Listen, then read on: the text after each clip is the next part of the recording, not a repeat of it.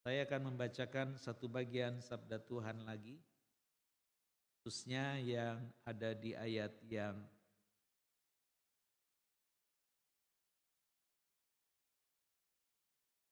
kelima. Ya. Usul itu diterima baik oleh seluruh jemaat, lalu mereka memilih Stefanus seorang yang penuh iman dan Roh Kudus, dan Filipus, Prokorus, Nikanor, Timon, Parmenas, dan Nikolaus, seorang penganut agama Yahudi dari Antioquia. 6. Mereka dihadapkan kepada rasul-rasul, lalu rasul-rasul itu pun berdoa dan menumpangkan tangan di atas mereka. 8. Stefanus yang penuh dengan anugerah dan kuasa mengadakan mukjizat-mukjizat dan tanda-tanda di antara orang banyak. Namun tampilah beberapa anggota rumah ibadat Yahudi yang disebut orang-orang merdeka, yang berasal dari Kirene dan Alexandria, bersama dengan beberapa orang Yahudi dari Kilikia dan dari Asia. Mereka berdebat dengan Stefanus, tetapi mereka tidak sanggup melawan hikmatnya, dan roh yang mendorong dia berbicara. Sampai sedemikian jauh pembacaan sabda Tuhan.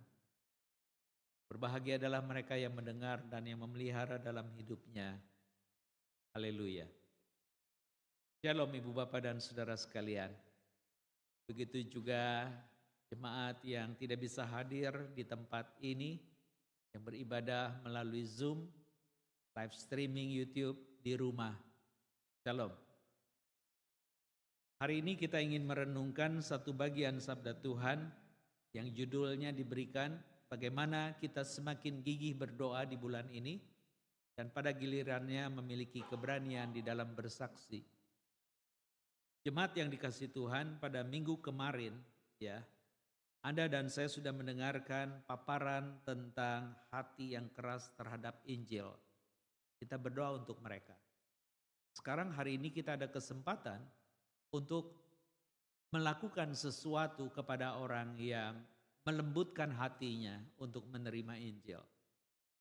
Ada seorang yang bernama Stefanus yang saya coba cari datanya. Ternyata nama dia tidak terlalu banyak ceritanya. Kecuali disebutkan bahwa dia adalah orang Yahudi yang diberi nama Stefanus dengan istilah Yunani yang artinya bunga krans, ya, bunga yang kalau Anda lihat di orang mati itu kan suka ada bunga yang lingkaran itu. Nah, itu arti nama Stefanus. Yang juga sering diberikan kepada orang yang menjadi pemenang di dalam Olimpiade Yunani, dianugerahkan itu juga. Jadi singkat cerita Stefanus itu artinya mahkota. Bunga krans yang menjadi sebuah penghargaan, kehormatan. Nah, kalau kita merujuk kepada bagian itu, saya coba untuk mengutip beberapa orang ya yang memberikan pikiran kepada kita. Yang pertama Khalil Gibran. Dia bilang begini, Anda tidak akan pernah melakukan apapun di dunia ini tanpa keberanian. Keberanian adalah kualitas pikiran yang paling tinggi setelah kehormatan. Jadi apa yang Gibran itu mau ingatkan kita? Dia berkata bahwa kita tidak akan bisa melakukan apapun. Bahkan impian yang kita sudah susun dalam strategi. Kalau Anda dan saya tidak punya keberanian. Kemarin saya bisik-bisik di dalam majelis jemaat ketika persidangan. Rekan kami Diaken Kriskof mengingatkan, ini loh yang ini temanku. Oh iya, dia sampai hari ini tetap seperti itu ya. Iya. Lalu dia nyeletuk, dia kurang berani. Oksu, kalau udah ngobrol begini, terus calon yang dia sukai seperti ini, dia lemes dan gak berani. Jadi singkat cerita orang ini selamanya gak pernah mau menikah. Oh gitu ya, maaf. Tapi dia semua dalam pelayanannya excellent. Dia mencintai Tuhan, sekarang dia tinggal jauh yang tadinya di sekitar Karanganyar. Sekarang dia tinggal di Gading Serpong, tapi gerejanya tetap ke GKI Samanhudi. Oke, itu hanya ilustrasi, jangan kejebak dengan istilah teman saya yang tidak menikah. Saya cuma mau mengatakan bahwa tanpa keberanian tidak ada yang bisa Anda lakukan. Lalu Gibran itu mengingatkan bahwa keberanian itu kalau begitu harus kita ingat dia adalah kualitas pikiran yang paling tinggi. Jadi sebuah permenungan yang dalam yang dia dapat ketika dia mengatakan, kalau engkau hormat tanpa pikiran ini, kehormatan itu tinggal tunggu waktu akan hilang. Bagian ini juga akan selalu kita ingat di dalam praktek kehidupan. Ada orang yang merasa terhormat dengan kekayaannya. Ada orang yang terhormat karena pendidikannya. Tapi tutur katanya itu tidak selaras dengan status yang orang tahu dia punya uang dan punya ilmu. Dari mana? Dia meremehkan orang. Dia mengeluarkan kata-kata yang menghina. Kehormatannya hilang. Lalu apa hubungannya dengan Stefanus dengan saya mengutip ini?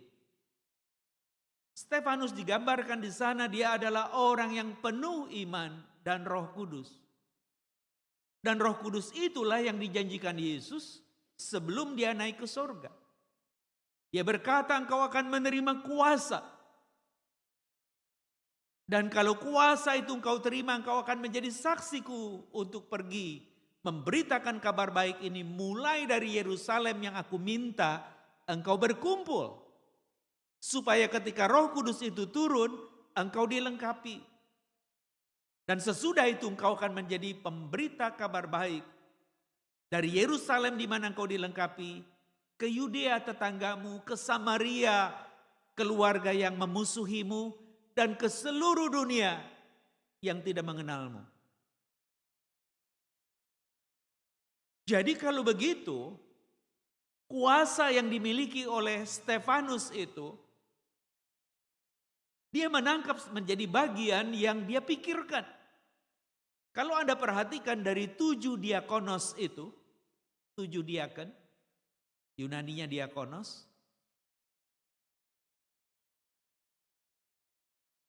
dia yang paling menonjol. Bukan karena tinggi tubuhnya. Bukan karena kegantengannya. Tapi dikatakan dia melakukan banyak hal. Di ayat yang ke-8. Yang Stefanus yang penuh dengan anugerah dan kuasa. Mengadakan mukjizat-mukjizat dan tanda-tanda di antara orang banyak. Ini sebenarnya adalah bagian amanah Yesus sebagai guru kepada para murid. Pergi beritakan Injil dan sembuhkan orang sakit dengan banyak tanda bahwa engkau orang yang aku utus. Jadi tanda itu melengkapi orang dia adalah utusan Kristus. Anda tahu yang menjadi job description-nya diakonos dipilih.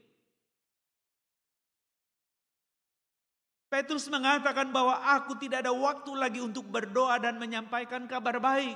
Itu ayat-ayat sebelumnya pasal 6. Kenapa? Karena ada kelompok-kelompok orang-orang yang tidak lagi bersuami karena ditinggal mati, peperangan dan seterusnya dengan status janda. Dan pada gilirannya anak-anaknya disebut yatim. Orang-orang itu dikatakan mereka lah yang harus ditanggung oleh komunitas bait Tuhan. Dan sekarang bait itu masih ada dan orang-orang yang diurapi itu harus menyampaikan kabar baik dan harus selalu berdoa. Tapi sekarang mereka merasa diperlakukan kurang adil atau tidak adil karena pemberian-pemberian harian di dalam kecukupan makan mereka. Jadi mereka komplain kepada Petrus seperti hari ini Barangkali ada jemaat yang melapor kepada pendeta, saya diperlakukan gini-gini. Lalu si pendeta pusing sendiri karena semuanya ngadu dengan urusan yang ragam, yang sebenarnya hanya satu akarnya, merasa tidak diperlakukan adil, tapi setiap penjelasan tidak menyenangkan pertanyaan-pertanyaan yang diajukan. Pendeta itu mungkin menjadi kurang berdoa karena waktunya habis. Dia pun tidak lagi memberitakan kabar baik. Kan ini menjadi salah sebagai orang yang diutus, yang diurapi, tidak melakukan core bisnisnya. Maka Petrus mengatakan, pilihlah orang itu untuk melayani meja di mana roti yang akan nanti dibagikan kepada janda dan anak-anak yatim itu. Aku akan tetap berdoa dan memberitakan Injil. Jadi job description-nya Stefanus sebenarnya cuma membagikan roti. Tapi hari ini dia seperti mengambil porsi rasul. Rasul itu apostolos. Yang melayani meja namanya diakonos. Kan beda.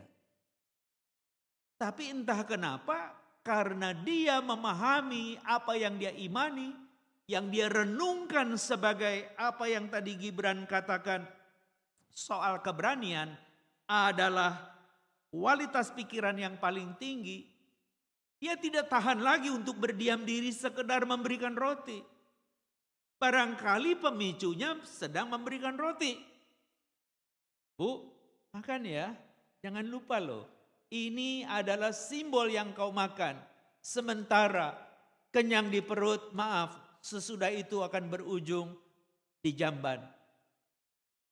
Tapi roti sorga yang mengatakannya di dalam diri Yesus Kristus itu adalah juru selamatmu. Yang mengasihimu, yang mati untuk mengampuni dosamu. Dan mendamaikan dengan Allah yang boleh kita sapa sebagai Bapa. Dia nambah. Dan gegara orang dengar omongan-omongan itu, marahlah mereka. Siapa? Orang-orang merdeka yang tadi dijabarkan di sana dari Kirene dan Alexandria, itu area sekitar Afrika. Kilikia mungkin yang lebih ke satu pulau dan juga Asia dikatakan. Dan Anda tidak boleh lupa, sebutan-sebutan kota itu sebenarnya mengingatkan sebuah sejarah. Menyebut nama Mesir, ya, Alexandria itu ibu kota Mesir. Itu ada Musa di sana. Kilikia, ada Saulus yang akhirnya Paulus di sana. Jadi dia mau katakan, seakan-akan dia mengungkapkan cerita tentang Yesus, sebenarnya nggak ada motif lain. Tapi orang-orang tersinggung karena merasa bahwa dia mengatakan Yesus dari Nazaret itu segala-galanya. Jadi kalau begitu dia meremehkan Musa dong. Kan Musa orang yang diurapi dan diutus Allah. Kalau dia meremehkan Musa berarti dia meremehkan Allah dong. Musa mendapatkan gambar tentang bait Allah di mana orang harus tahu Allah tinggal di sana. Sekarang dia menyebut nama Yesus, berarti dia sedang melecehkan keyakinan kita.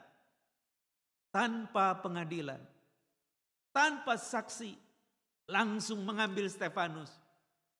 Bersoal jawab, tidak bisa jawab. Maksudnya yang bertanya itu mati kutu. Ketika dia coba counter lagi, tidak bisa menjawab pertanyaan Stefanus. Marahlah mereka. Sampai di sini saya berhenti sebentar, sambil narik nafas.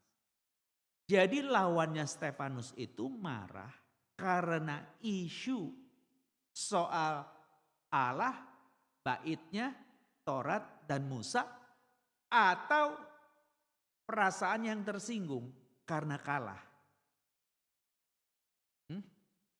Halo?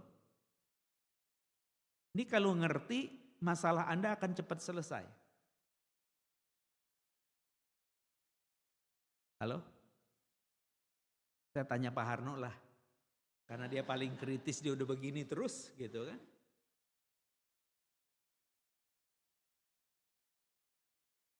Persis. Dan itu yang dimainkan iblis. Padahal itu kan bapernya seseorang. Isunya sudah selesai dijawab. Tapi mereka tersinggung.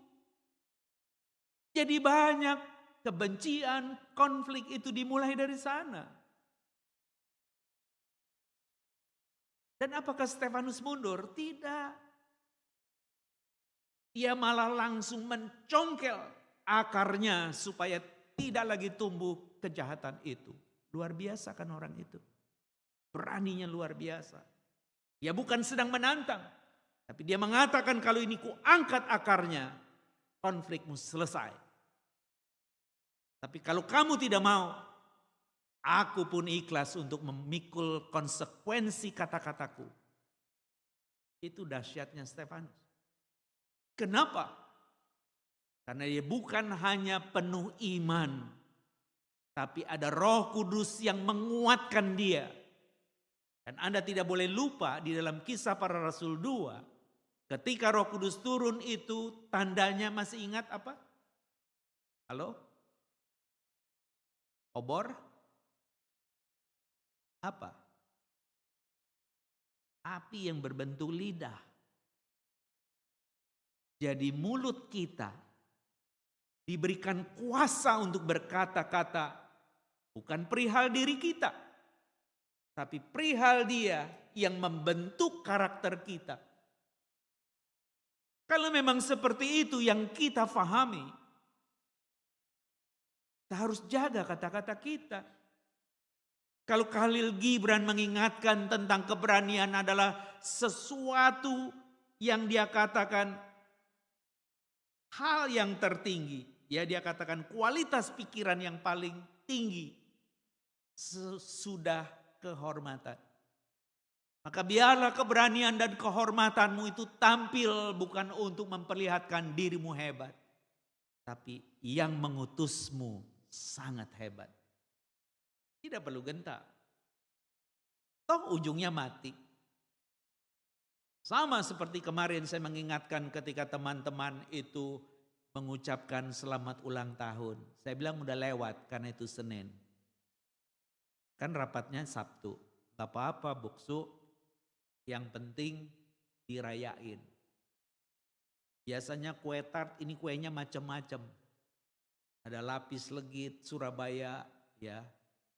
Lapis Surabaya maksudnya. Lapis Surabaya lalu ada apa itu kayak risol, apalagi saya nggak tahu, nggak ingat lagi tuh ya. Pokoknya banyak, ada kue yang isinya buah gitu ya, berjejer. Saya bilang lu nggak usah nyanyi, saya yang ngomong. Ketika saya ngomong saya mengingatkan, itu jam 008 September itu saya berdoa sendirian sementara istri saya yang janji mau doa udah tertidur. Kagak enak kalau dibangunin. Nanti dia gak tidur lagi saya yang ribet. Biar dia tidur saya bertemu dengan Tuhan. Nah sambil saya nunggu 00 itu saya membuka Android saya. Supaya pas klik 00 saya langsung doa gitu kan. Nah begitu 00 klik teman saya yang dokter itu.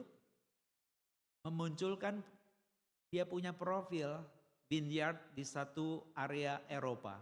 Bagus sekali langsung saya screenshot. Terus ada teman yang tidak lama kemudian mengucapkan selamat dan mengatakan, mengingatkan sambil memberikan moon blood itu ya.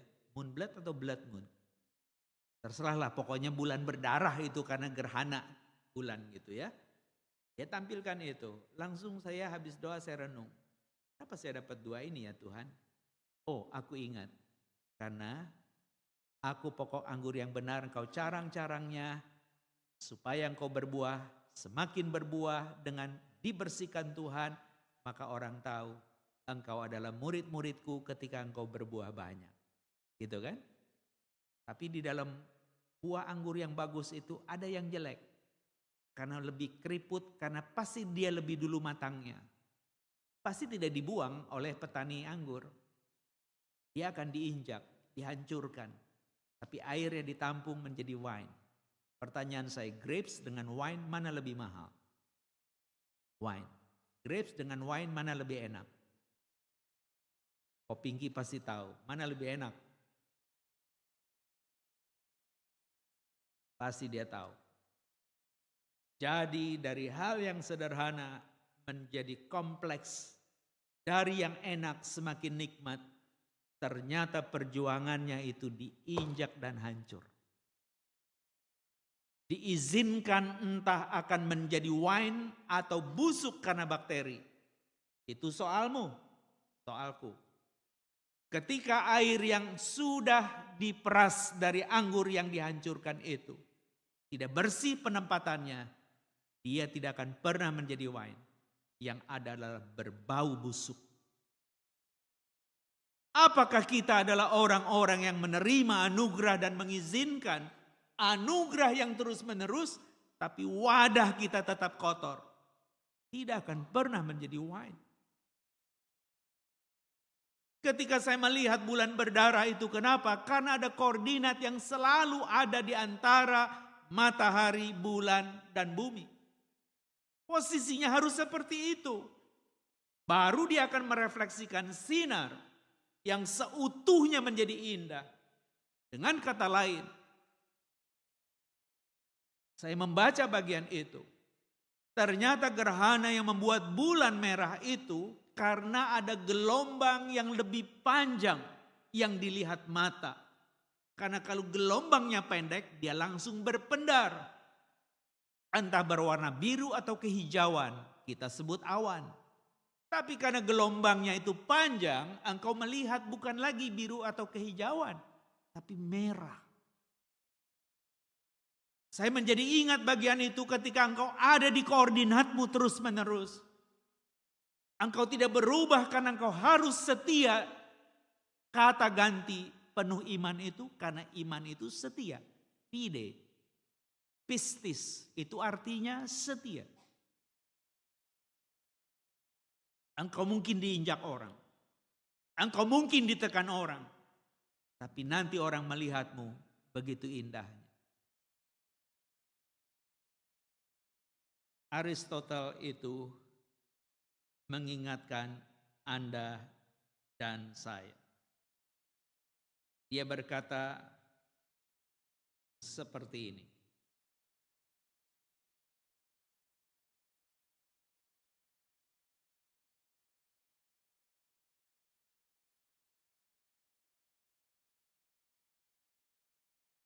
Ternyata saya salah nama ya. Yang tadi saya sebut tentang karakter yang kualitas pikiran dan seterusnya itu Aristoteles ya. Mohon maaf. Jadi maafkan kan? Kalau enggak nyambung nih ya. Jadi itu pikiran filsuf Yunani Aristoteles. Aristoteles itu lebih jauh lagi jadi Sokrates, Plato, Aristoteles ya. Itu soal pikiran yang paling tinggi setelah kehormatan yang disebut dengan keberanian.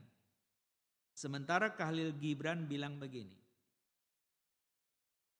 Dari penderitaan muncullah jiwa-jiwa yang terkuat. Dan juga karakter-karakter yang masif terbalut luka. Jadi ketika saya mendapatkan gambar gerhana bulan merah itu adalah orang-orang yang seperti jiwanya muncul dengan kekuatan dahsyat karena dia mengalami penderitaan. Dan orang membaca dia tetap setia. Dan pada gilirannya dia menjadi orang-orang yang berpribadi atau berkarakter yang sangat hebat. Tapi ada tanda luka yang banyak. Satu kali Paulus itu berkata, dalam tubuhku ada tanda Kristus. Ide tanda Kristus itu, saudara tahu di rumah jagal? Rumah jagal, tapi bukan jagal orang nih, jagal hewan. Entah sapi, entah babi dan seterusnya. Jadi kalau hewan yang mau dipotong itu lulus karena sehat, biasanya dicap kan? Ya. Anda tahu dicapnya pakai apa? Bukan stempel biasa itu. Yaitu stempelnya itu dari logam yang dipanasin. Udah panas, ditempelin di kulit itu. Yang terjadi apa? Luka kan? Bisa bayangin gak kalau Anda ngalamin ada stempel, gak usah gede-gede, ada segini aja. Terus di sininya ditulis, lulus. Ditempel di dahi supaya kelihatan semua. Gitu kan? Ngerasain apa? Hah? Halo? Ini udah mau habis khotbah, saya tenang aja. Karena ini bagian akhir. Pak Rudi. Jangan miring-miring nutup-nutupin muka. Sakit. Pedih. Tapi dari sakit itu kan ada kata yang terbaca, lulus. Tapi kan itu lulus buat dibunuh, Pak. Iya. Tapi kematianmu itu terhormat. Itulah Stefanus, martir pertama di gereja Tuhan. Gak ada yang mendahului dia. Yang mengakhiri mungkin nambah. Karena sejak itu dikatakan di dalam pasal 8 ayat yang pertama, pada waktu itu mulailah penganiayaan yang hebat terhadap jemaat Yerusalem. Mereka semua kecuali rasul-rasul tersebar ke seluruh daerah Yudea dan Samaria. Aniaya derita yang dahsyat untuk tangkap orang dan cap lagi dahinya. Kamu pengikut Kristus. Tapi di dalam karya itulah kehormatanmu muncul. Bukan karena engkau lebih harta dari yang lain. Bukan karena engkau lebih informasi tentang pengetahuan dari sesamamu. Bukan. Tapi karena engkau mewujudkan pribadimu yang diutus untuk menyampaikan kabar baik. Jadi kita mendapatkan bagian akhir ini. Stefanus mati bukan karena dia mengambil alih tugas rasul, tapi konsekuensi di mana dia menjadi pelayan meja yang membagikan roti kepada janda dan anak yatim. Sambil dia memberi, dia tidak diam, tapi dia berbicara dengan penuh kuasa, penuh iman, karena kuasanya itu ada di dalam Roh Kudus. Singkatnya, dia selalu punya persekutuan yang bagus dengan Allah Roh Kudus itu. Dan dia mengatakan dengan penuh kuasa dan memberi tanda mujizat. Dan tidak ada yang bisa membantahnya. Dan yang menarik ketika dia itu diperhadapkan di ayat 15. Semua orang yang duduk dalam sidang mahkamah agama itu menatap Stefanus. Lalu mereka melihat muka Stefanus sama seperti muka malaikat. Begitu lembutnya, begitu indahnya. Di dalam kemenangan yang melukai orang karena mereka tersinggung perasaannya. Bukan lagi isu Allah, bukan lagi isu bait Allah, bukan lagi isu Musa dan Tauratnya. Perasaannya tersinggung. Kenapa tersinggung? Berarti mereka memahami semua itu cuma ada di otak. Tapi tidak merubah kepribadian mereka. Mereka tersinggung karena ada bagian yang mereka sembunyikan yang orang lain tidak boleh tahu. Ruang ini berisi segala yang menyakitkan dan melukai hati Tuhan. Kita tutupi. Tapi saat itu Stefanus datang. Dia merobeknya. Dia menghujamnya dengan kebenaran. Dia mencongkelnya akar kejahatan itu. Supaya jangan ada lagi tumbuhan yang tidak berguna dalam kehidupan kita. Kalau Anda dan saya bisa menjalankan itu, berbahagialah engkau. Tidak perlu gentar, perasaanmu hanya sesaat. Ketika engkau olah dengan pikiran, perasaan itu bisa lenyap. Saya ambil contoh. Kalau Anda sakit, ya, kasih tahu ke otak, nggak sakit, nggak sakit, nggak sakit. Saya tanya, sakit nggak? Hah? Tetap sakit, tapi sakit itu nggak ngeganggu lagi. Misalnya Anda memukul anak. Kalau sekarang kan jadi urusan polisi. Kalau dulu saya dipukul pakai rotan sama papa saya, nggak ada yang berani lapor. Dihajar. Gitu ya. Terus dia tanya, sakit nggak? Saya jawab, nggak sakit. Ditambahin. Dia tanya lagi, sakit nggak? Nggak sakit. Dia hajar lagi. Sakit nggak? Nggak sakit. Dia ngelihat muka saya yang jadi jengkel. Dia tanya lagi, sakit nggak? Nggak sakit. Dia hajar lagi. Akhirnya makin sakit kan? Terus ditanya lagi, sakit nggak? Nggak sakit. Sambil nahan napas. Ini orang tua udah tahu, kalau dihajar lagi bisa mati nih anak. Dia stop. Tapi ditanya, sakit nggak? Kudunya sakit, tapi perasaan itu hilang. Tahu Anda kenapa? Habis saya dihajar pada balan ini, tanda rotan banyak. Dia peluk saya. Dia ceritain. Habis dia cerita, dia ngomong. Saya dengerin. Jadi kamu tahu kenapa papa pukul kamu?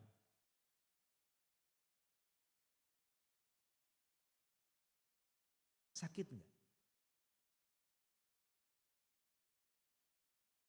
Enggak sakit. Sudah luka ini enggak sakit? Sakit. Kok tadi bilang enggak sakit? Karena sesudah dipeluk diomongin, dia kasih opies. Tahu opies? Iya, permen. Karena orang dulu kan ke Belanda-Belandaan, dia kasih opies. Lalu saya mut-mut karena permen dulu itu nggak kayak sekarang.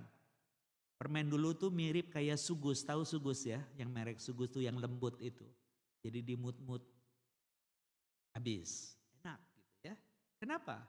Karena ketika ini sakit dipeluk, dikasih permen, saya tahu itu bukan sogokan. Tapi dia mau menyatakan cinta dengan pukulan supaya saya nggak nakal. Karena saya anak sulung yang sangat nakal. Sangat nakal. Jadi karena pukulan itu membawa saya untuk datang kepada Tuhan. Akhirnya jadi pendeta. Mungkin kalau saya nggak dipukul, saya jadi bandit di Tanah Tinggi karena saya besar di Tanah Tinggi Senen. Udah biasa itu yang kayak begitu. Kalau orang sana bilang ngegelek, tahu ngegelek? Nongkrong di taman, taman itu biji gele itu ditanam di situ. Dia tumbuh ngegelek. Enggak puas morfin. Kalau sekarang mah sabu kan, itu kecil. Zaman saya itu morfin. Lebih tinggi. Ada yang ditaruh di sini, di hidungnya. Ya, terus ada lagi yang sedikit radikal, dia saset-saset pakai silet, dia olesin itu morfin terus dijilatin. Sampai luka sayatnya itu kering. Terus yang lebih berani lagi pakai speed, masukin, dia mainin darahnya terus, nggak lama dia fly. Nggak lama fly bener pindah dunia dia. Muda-muda. Tapi kalau saya sampai hari ini umur 66 masih hidup, karena saya ingat itu, anggur itu menjadi wine karena diinjak hancur. Ditampung di wadah yang bersih. Ketika dia memberikan warna yang bagus, karena koordinat saya persis dan tetap di situ, menahan dengan panjang gelombang sehingga orang melihat. Kalau engkau melakukan itu, berbahagialah engkau. Stefanus yang penuh iman dan juga Roh Kudus mengingatkan Anda dan saya. Pada gilirannya di dalam dia berdoa, dia memiliki keberanian di dalam bersaksi. Dan yang menarik di dalam bagian akhir kehidupannya, dikatakan begini dalam catatan. Pasal yang ke-7. Saya akan bacakan ayat yang ke-58. Mereka menghalau dia keluar kota dan melemparinya dengan batu. Siapa mereka? Itu orang-orang dari Alexandria, dari Kirene, dari Kilikia dan Asia. Pemimpin-pemimpin agama mereka itu. Saksi-saksi meletakkan jubah mereka di depan kaki seorang pemuda yang bernama Saulus. Orang ini berubah nama dengan Paulus pada gilirannya. Sementara mereka melemparinya, Stefanus berdoa, katanya, "Ya Tuhan Yesus, terimalah rohku." Karena tidak bisa menghindar kematian di rajam batu. Sambil berlutut ia berseru dengan suara nyaring karena penuh iman. Dia mengimani Yesus yang mati itu. Dia berkata, "Tuhan, janganlah tanggungkan dosa ini kepada mereka." Sesudah berkata demikian, ia pun meninggal. Jadi apa di dalam akhir khotbah ini? Engkau yang memiliki kehidupan dengan wadah yang bersih. Isinya adalah buah anggur yang manis. Yang Tuhan mau ubah menjadi wine. Yang tadinya mungkin sekedar buah anggur yang sengaja dia pilih. Dihancurkan dan menjadi wine. Dan di dalam bagian itu ada simbol. Ketika dia habis makan roti yang menjadi gambar tubuh yang terpecah. Dan dia mengambil cawan wine itu yang mengingatkan inilah darah perjanjian yang ditumpahkan bagi pengampunan dosamu. Biarlah hidupmu menjadi catatan bahwa engkau adalah simbol daripada Kristus Sang Pengutus untuk menjadikan hidupmu terhormat. Dan karena materi, bukan karena ilmu, tapi karena kerendahan hati dan penuh dedikasi, saya mau menjadi alat berkat-Mu. Dengan cara itulah kita berharga. Yang mana? Dia mengampuni semua orang yang menganiaya tanpa saksi itu. Dia menerima sebagai konsekuensi. Karena engkau juga melakukan yang sama dan aku selamat. Tidak dibunyikan dia mendoakan Saulus. Tapi Saulus itu mengakui, akulah yang mengizinkan dia mati. Dan karena dia mengalami itu, ternyata aku juga mengalami yang sama. Apa yang menjadi tandaku kalau aku boleh menjadi utusan? Yesus menjawab. Dia berkata, segala apa yang kualami akan dialami dia. Jadi ketika Paulus coba menghindar, kalau boleh sakitku ini hilang. Maka Yesus menjawab, kasih karuniaku cukup bagimu. Pada waktu itulah Paulus berkata, ketika aku lemah, aku kuat. Ketika engkau menderita, engkau bersuka cita. Ketika engkau kehilangan, aku memiliki damai. Karena dulu hatiku bertumpu kepada seluruh materi kekayaan itu. Sekarang aku dimiliki Dia. Aku bahagia. Barangkali tidak ada kebahagiaan yang bisa ditandingkan ketika engkau dimiliki Tuhan dengan banyak pukulan, aniaya, derita, kehilangan, dan apapun seperti ilustrasi saya. Dipukul ayah dengan begitu hebatnya, tapi selesai itu, dia memeluk saya dan menceritakan kenapa dia memukul dan memberikan opies ke saya. Dan saya terlalu asik dengan opies karena opies itu dia tidak ambil di tempatnya. Jadi setiap dia ambil opies saya disuruh sembunyi di kamar. Masuk kamar, tidak boleh ada yang ngintip. Kalau ngintip tidak ada opies. Lalu dia masuk, keluar, diambil opies. Dasar anak Badung ngintip juga, akhirnya tahu. Oh itu kaleng opiesnya.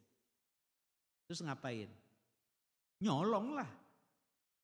Coba bayangin pendeta model begini mudanya tuh kecil nyolong. Kalau masih selamat bukankah itu kasih karunia?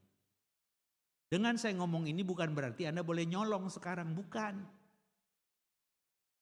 Jadi kalau Anda dapat sesuatu yang baik itu kasih karunia yang luar biasa. Berbahagialah engkau yang mendengar firman ini dan yang melakukannya.